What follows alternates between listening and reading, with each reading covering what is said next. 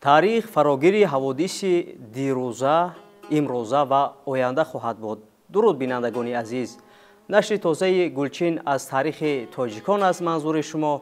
ногуфта намонад ки барномаи мазкур аз рӯи шоҳасари академик Бобоҷон Ғафуров тоҷикон таҳия мегардад ва имрӯз дар барнома чун ҳамешагӣ доктори фанҳои таърих устод Зикриё Акрамиро даъват кардем. хуш омадед ба барнома устод.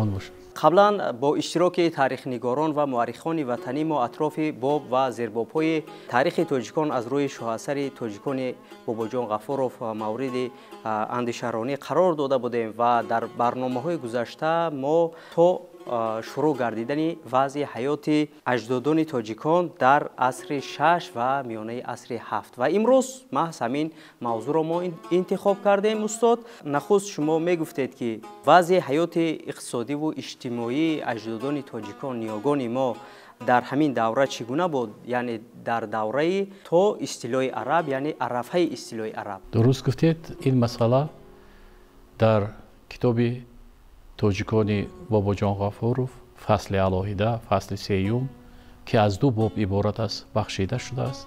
зиёда аз 100 саҳифа ба ин масъала академик Бобоҷон Ғафуров таваҷҷӯҳ карданд ва бесабаб ҳам нест. арафаи ҳуҷуми араб давраи гулгулшукуфии давлати Сосониён, болоравии ҳаёти фарҳангӣ, иҷтимоӣ, иқтисодии тоҷикзамин дар Суғд, Бухтар, Фарғона бигзор дар ҳайати дар итоати ҳоқонати турк бошад ҳам аҷдодони тоҷикон тавонистанд ки ба ин ҳукмронии ҳоқонати турк мутобиқ шавад. он раванди чандин ҳазорсолаи рушди ҳаёти иқтисодиро дар шароити гӯем мустамликадории туркони ҳоқонати турк идома кунанд ва асри 6 ва ибтидои асри 7 дар таърихи халқи тоҷик ин даврае ба ҳисоб меравад ки раванди ташаккулёбии халқияти тоҷик бояд ба анҷом мерасид ва ба анҷом қариб ба анҷом ҳам расида буд. чӣ далелҳо дорем ва чӣ далелҳоро Бобоҷон Ғафуров пешниҳод мекунад? якумаш ки харитаи тоҷикзамин дар ин давра муайян буд. ватани тоҷик, марказҳои фарҳангӣ, адабӣ, тиҷорат, савдо, марказҳои динӣ ва аз ҳама беш ки ин давра давраи гулгулшукуфии фаъолияти роҳи абрешим буд ки дар он аҷдодони тоҷикон, суғдиён фаъолона ширкат меварзиданд ва худи муҳаққиқони таърихи шоҳроҳи абрешим мегӯянд ки ин давраи ҳукмронии суғдиён буд дар ин шоҳроҳ, барое ки маҳз суғдиён нақши асосӣ ва зиёда аз 50% фаъолияти роҳи абрешимро дар дасти худ доштанд. маҳз суғдиён аз Рум дар ғарб ва то соҳили уқёнуси Орум ин роҳро идора мекарданд ва ҳатто дар ҳамин давра онҳо дар ҳудуди давлати Чин маҳалҳои худро созмон дода буданд. яъне як маҳалҳои суғдинишин, шаҳракҳо, ҳамчун як корвонсарои калон дар он ҷо онро истифода мебурданд ва дар он ҷо солҳои тӯлонӣ зиндагӣ мекарданд. хешу абрақ, писар ё падар, дигар аҷдод фаъолият мекард. ҳамин тариқ ин давра давраи гулгулшукуфӣ ва рушди ҳам ҳаёти иҷтимоӣ, ҳам иқтисодӣ, ҳам фарҳангӣ, ҳам мазҳабӣ минтақа буд ки нақши асосиро мардуми орётабор иҷро мекард ва беҳуда нест ки ин сарзамин баъд аз чанд муддат таваҷҷӯҳи дигар, чӣ тавре ки гуфтед, он хилофати арабро ба худ ҷалб кард ки ҳамчун минтақаи бой, ҳам он чун минтақае ки ба даст даровардани он бисёр даромади моддӣ медод. ин хеле як минтақаи гӯем заррини тамоми таърихи инсоният давахс дар ҳамин давра буд. устод Бобоҷон Ғафуров бешубҳа дар ҳамин давра диққати ҳамешагӣ зоҳир карданд ва ба таври фарроху бояду шояд то истилои араб ин давраро ба таври намунавӣ нишон доданд. яъне ҳамин тавр не ва ё андешае ҳаст ки гӯё то истилои араб аллакай баъзе ҷабҳаҳои ҳаёти иҷтимоӣ иқтисодӣ заиф шуда буд. ин андешаҳо ба фикри шумо асос дорад? бобоҷон ғафуров дар асоси сарчашмаҳои бо эътимод раднашаванда дар фасли сеюм махсусан боби дуюм бисёр маводҳоро овардааст. дар зербоби алоҳида вазъи хоҷагии қишлоқ, обёрикунӣ. шумо тасаввур бигиред ки дар ҳамин давра аҷдодони мо дар санъати обёрии замин ба чунин натиҷаҳо дастрас шуда буданд ки обро то садҳо километр бо ҷӯйборҳо, каналҳо мебурданд ва ҳатто метавонистанд ки қувваи физикиро истифода бурда обро ба баландӣ ҳам бароранд. яъне шароити иқлимии осиёи миёна маҳз санъати обёриро талаб мекард ки мардум беобёрӣ дар ин минтақа кишоварзӣ ҳаёт ба сар бурдан хеле мумкин набуд. яъне ин шимортари дигар давлатҳо нест ба монанди Россияе ки худаш ҳар ҳафтае як бор борон бораду замини кишро нам кунад, заминро нам кунад. хелест. аз баҳор то тирамоҳ боронгарӣ аз байн меравад ва об дар ҳақиқат сарчашмаи ҳаёти ин мардум буд. ин якумаш. дуюм, шаҳрҳо, санъати меъморӣ, биносозӣ, услуби ба худ хоси ориёрӣ ки баъд онро аҷам гуфтанд, яъне фарҳанги аҷам гуфтанд дар замони арабҳо, ва тиҷорат. ман ҳозир тамошобинро ба ҳамин китоб ҳавола мекунам, ба китоби тоҷикон. дар бораи ҳамин се чиз, яъне тиҷорат, обёрикунӣ, шаҳрсозӣ, меъморӣ дар китоби бобоҷон ғафуров маводҳои хеле зиёд аст. ва аҷоибаш ҳамин ки дар забони шӯравӣ баҳс бо ташаббуси бобоҷон ғафуров дар тоҷикистон ҳафриёдҳои зиёди бостоншиносӣ оид ба бахшида ба ҳамин давра гузаронида шуд. соли 46-47 экспедитсия баъзе панҷикенти кофтуковҳои бостонӣ шар шуд аз тарафи олимон. баъза баъд филиали академияи илмҳои СССР-ро дар Тоҷикистон дар ибтидои солҳои 30 ташкил карданд. Павлоси асосгузор буд ва маҳз ҷабҳаи таърихиро шаҳршиноси маъруфи советӣ Олденбург ба зиба гирифта буд. дар ҳамин ҷо ҳамон бойгонии хеле нодири деваштак бегӯем соли 32 аз тарафи ҳамон чӯпони фалғарӣ ёфт шуда буд, ҷорабой. онро Пӯлотов котиби якуми ҳизби коммунистӣ дар ноҳияи айнӣ фалғар бурда ба Душанбе овард, ба олимон нишон дод ва маълум гардид ки ин дастхатҳо ки ба забони дар он давра номуайян буд, онҳоро ба Москва бурда, ба Санкт Петербург таҳқиқ карданд ва аз забони суғдии олимони шаҳршиноси советӣ онро тарҷима карданд ва баъдтар боз баргаштанд ба ҳамон ҷое ки ҷорабой онро ёфта буд, боз ҳуҷҷатҳои зиёде рафтанд ва маълум шуд ки ин ҳуҷҷатҳо дар бораи ҳам ҳаёти сиёсӣ, андозбандию савдо хабар медад.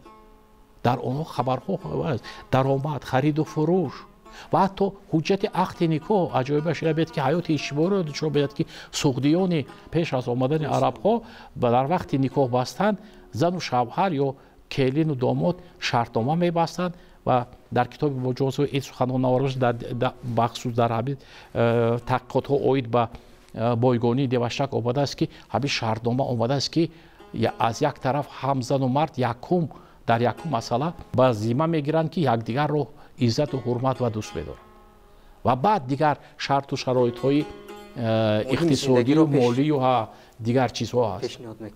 бинед вазъи зан маълум мегӯяд, аз баъзе маводҳои бойгонӣ маълум мешавад ки яке аз ҳокимони суғд зан будааст. ана хулоса барорад ки вазъи зан, мавқеи зан дар ҷомеа, яъне зан ниёгони мо дар гузашта, мақоми зан дар оиладорӣ, ба забони муосир масъалаи гендерӣ мегӯяд, яъне муносибатҳои заду мард хеле демократӣ пешрафта дунявӣ буд. бобоҷон ғафуров онро хеле хуб нишонд ва аз ҳама зиёд ин санъат, меъморӣ, шаҳрсозӣ ва санъати тасвирӣ. бобоҷон ғафуров чанд нигораҳо, чанд расмҳоро овардааст ки аз панҷикен ёфтанд ва дар давраи пеш омадани араб ашрофони суғдӣ ҳатман хонаи худро бо нақшу нигор ва достонҳои халқӣ, ҳам Рустам ҳаст дар он ҷо, ҳам дигар ваё ҳастанд ва дар расмош ҳаст, ороиш медоданд. онҳо дар хонаи худ ташвир мекарданд و نادرترین دیوارنگاره‌ها حاضر در ارمیتاژ سنت پتربورگ، یک چند نسخه آن در خود پنجکین و یک چند نسخه در آثارخانه باستانی تاجیکستان در شهر دوشنبه موقوف است.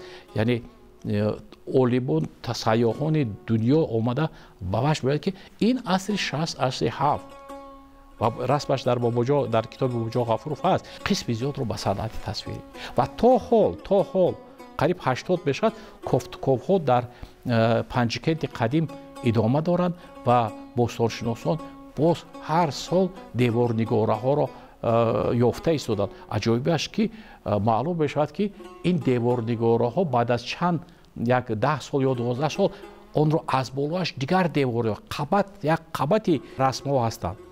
یعنی وقتی که رنگش پریده میشد یا موضوع مبرمیت خود را گم بکرد، استا آورده باز اثر نو یعنی سوژت دیگر را انعکاس می‌کردند. аристократияи محلی، محله‌های аристократ یعنی اشرافان بودند، محله‌های تاجران بودند، محله‌های دهقانان بودند در شهرها.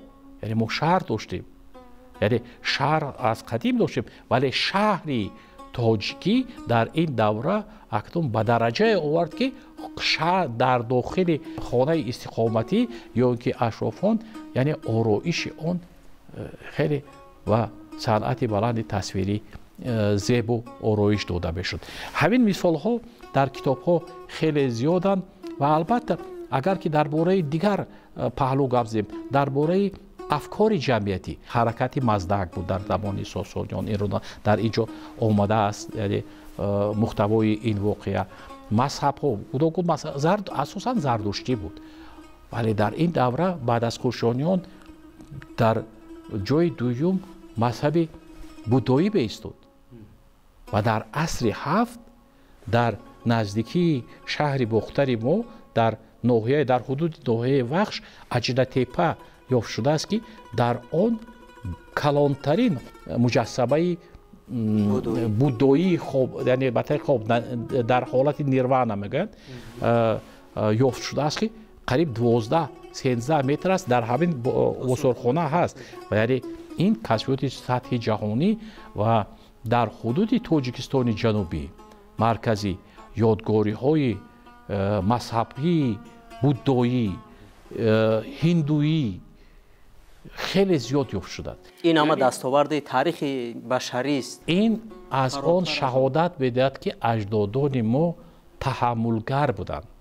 در حدود سرزمین تاجیکان هم زردشتیان، هم بودایی ها، هم هندوی ها، هم مانیایی ها یعنی حیات به سر می‌بردند و همدیگر را خللدار نمی‌کردند.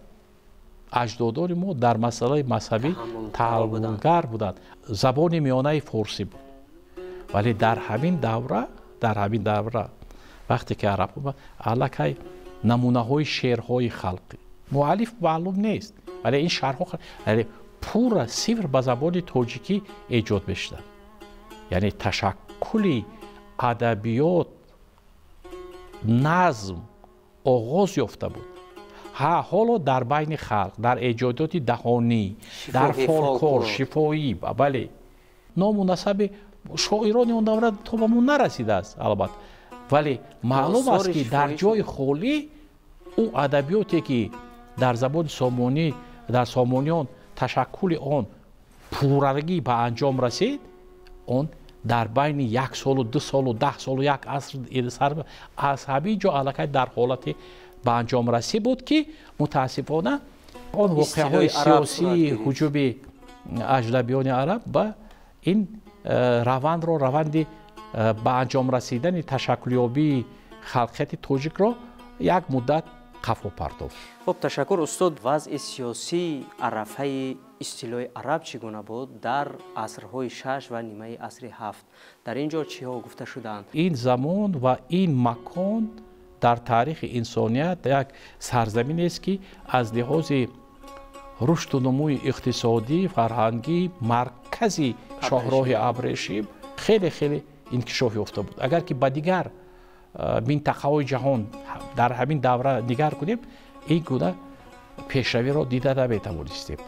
ҳаёти сиёсӣ асосан дар ин давра то омадани ҳуҷуми араб дар дохили минтақаи осиёи миёна сурат мегирифт. ин ҳаракатҳои халқӣ буд.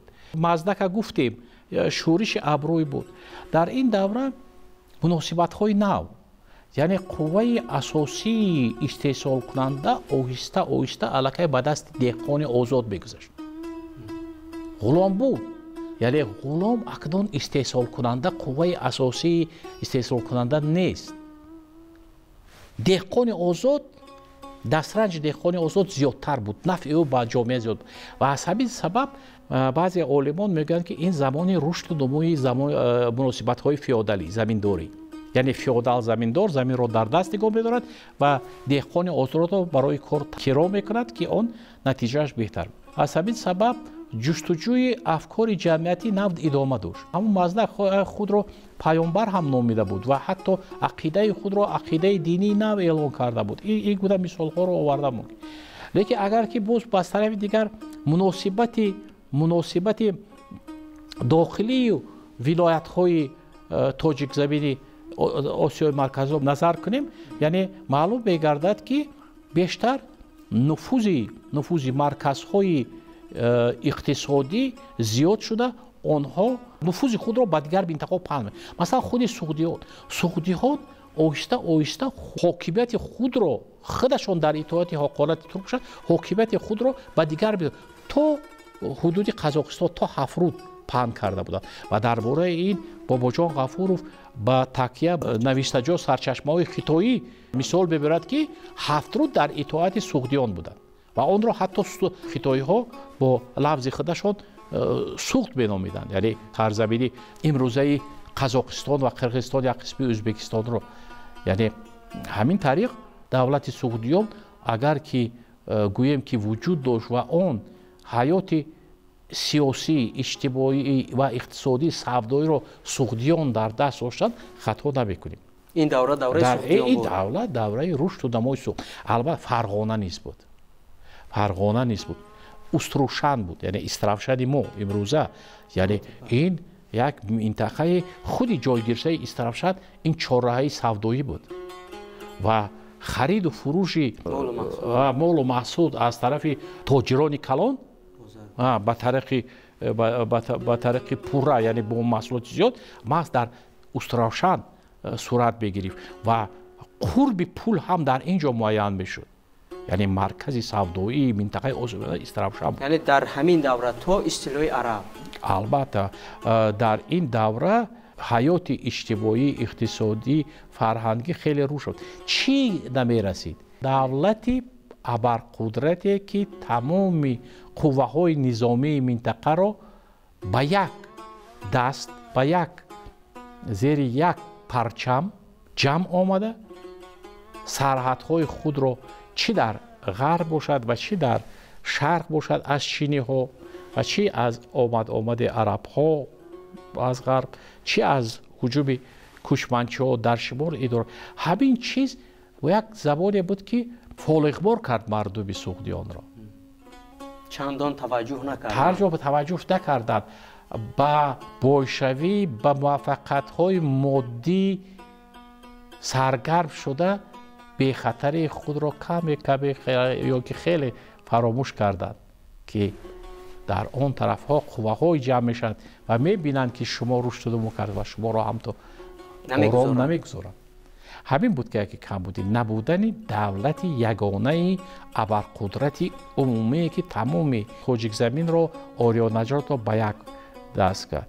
сосониҳо ҳам оҳиста оҳиста дар ин давра аз дохил яъне заиф мешуданд. аз ҷиҳати иқтисодӣ, моддӣ инкишоф мекарданд, лекин аз ҷиҳати сиёсӣ низомӣ ба ин масъала таваҷҷӯҳ намекарданд. ҳамин буд ки яъне ҳамин хатар ниҳояти кор ба он фоҷиае ки дар миёнаи асри ҳафт ба вуҷуд омад, яъне сабабгори асосии он шуд. ҳамин фориғболӣ, ҳамин саҳлангориву бепарвоӣ, вазъи сиёсӣ, уман таваҷҷӯҳ накардан ба ҳоли низомӣ, уман бахши низомӣ, ҳудудҳои марзубумӣ ва дар муқовимат бо сосониён қарор доштан همین مرکزیت نبود که باعث هجوم عرب ها گردید و حتما که در برنامه من بعد اطراف استیلای عرب لشکرکشی ها معلومات خواهید داد. با دو جمله خلاصه میکردید وابسته به وضع حیات اجدادان تاجیکان در عصر 6 و نیمه عصر 7.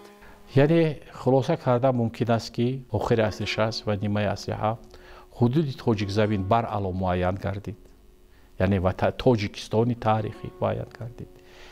حیات فرهنگی به اون درجه رسید که تشکل زبان تاجیکی، زبان ادبی تاجیک به مرحله نهایی رسیده ایستاده بود. مناسبت های اقتصادی مردم تاجیک زمین را، مردم طایفه های گوناگون آریا تبار را به هم نزدیک بکردن در اساس رونق تجارت. یکدیگر را میشناختند.